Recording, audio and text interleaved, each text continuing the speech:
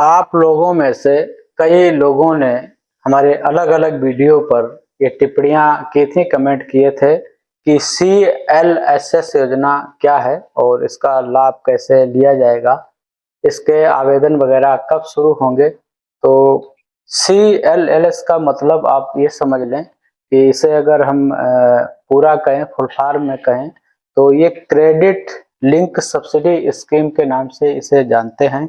और ये प्रधानमंत्री आवास योजना जो अर्बन है, शहरी है, उसका एक हिस्सा है। इस स्कीम के तहत आप आवेदन कर सकते हैं।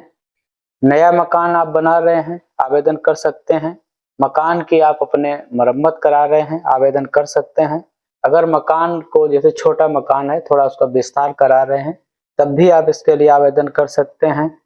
और नया मकान आपने अगर खरीदा है तब भी आप इसके लिए आवेदन कर सकते हैं, बशर्ते आपने कभी भी आवास योजना का लाभ ना लिया हो और उस मकान के अलावा जिसके लिए आप आवेदन कर रहे हैं कहीं भी कोई दूसरा पक्का मकान आपका ना बना हो। और इसमें भी जो 30 वर्ग मीटर एरिया और 60 वर्ग मीटर एरिया के लिए निर्धारित है। और ऐसे एक चीज और आप समझ लें, जो शहरी क्षेत्र है थोड़ा अलग विस्तार है उसका, उसमें आय के आधार पर लोगों का वर्गीकरण किया गया है, जिसमें EWS आता है, जो आर्थिक रूप से कमजोर वर्ग है, उसे जिसकी जो वार्षिक आय है वो 0 से 3 लाख रुपए तक है। और LIG फर्स्ट बोलते हैं जो 6 से 9 लाख के बीच है।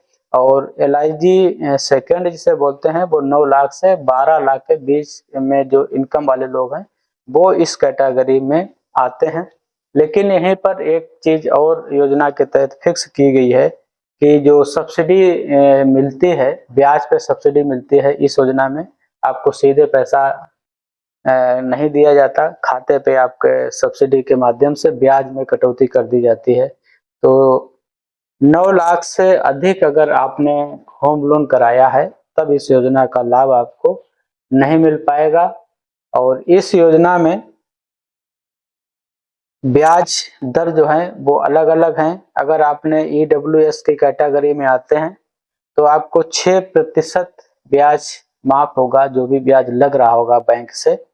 और LIG में अगर आवेदन करते हैं तो उसमें 4% तक ब्याज की माफी आपको मिलेगी।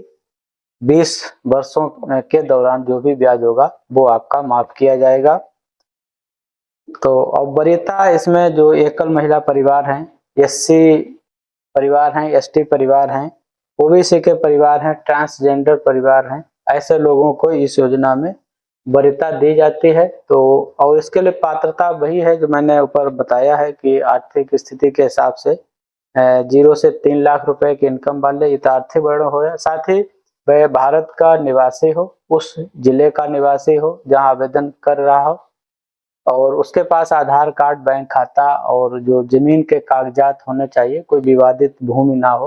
विवादित भूमि पे सब्सिडी दिया जाना संभव नहीं होता है, ना बैंक आपको लोन देगा। जब बैंक आपको लोन स्वीकृत करेगा तभी सरकार आपको सब्सिडी के माध्यम से योजना का लाभ दिलाने के लिए पैसा ब्याज के लाभ के रूप में आपको रिलीज कर पाएगी। तो ये छोटी सी जानकारी थी, हमें लगता है आप समझ गए होंगे। CLSS क्रेडिट लिंक सब्सिडी योजना ज्यादातर जो शहरों में अप्लाई होते हैं, ज्यादातर आवेदन जो होते हैं वो इसी हिस्से के तहत होते हैं, क्योंकि या तो लोगों को नया घर बनवाना होता है, या लोगों ने अपना नया मकान कोई खरीदा होता है, या मकान को विस्तार दे रहे होते हैं, या मकान की मरम्मत करा रहे होते हैं।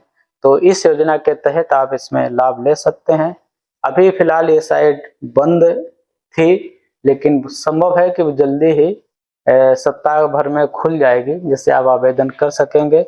तो ये आपको जानकारी समझ में आ गई होगी। आप हमें पहली बार देख रहे हैं, सुन रहे हैं, तो हमारे चैनल को सब्सक्राइब करिएगा, वीडियो को लोगों तक शेयर करिएगा। और आपको सब्सक्राइब करना बहुत जरूरी है, क्योंकि हमारे चैनल की संख्या, जो सब्सक्राइबर संख्या है वो बहुत कम है, और आपका ये दायित्व है कि इस संख्या को आप बढ़ाएं, अधिक से अधिक लोग हमारे चैनल से जुड़ें। हमें भी अच्छा लगेगा आपको सही अच्छी जानकारियां उपलब्ध करवाते रहना।